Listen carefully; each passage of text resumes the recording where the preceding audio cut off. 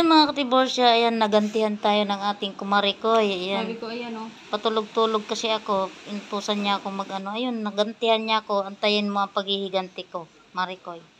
Napaligo ako mula sa oras. Galing ako sa tulog. Tingnan mo. Oo. Oh.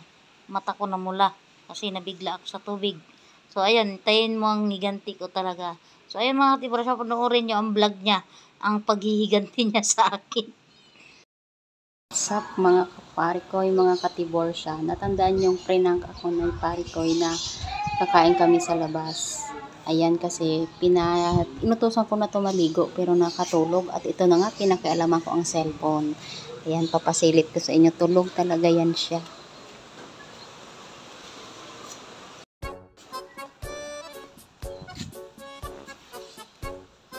Nakikita nyo, tulog na tulog, diba? Yan kasi naglaba yan. Naglaba. Pagod na pagod yan. Sabi ko maligo at aalis nga kami.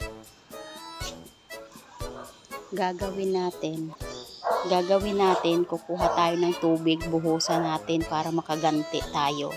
Ang ganti ng isang marikoy. At ito na nga. Tandaan mo to, parikoy ko.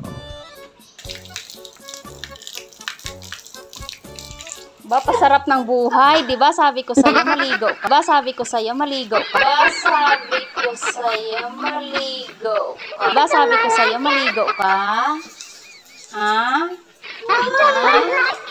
Ayan, ganito yan.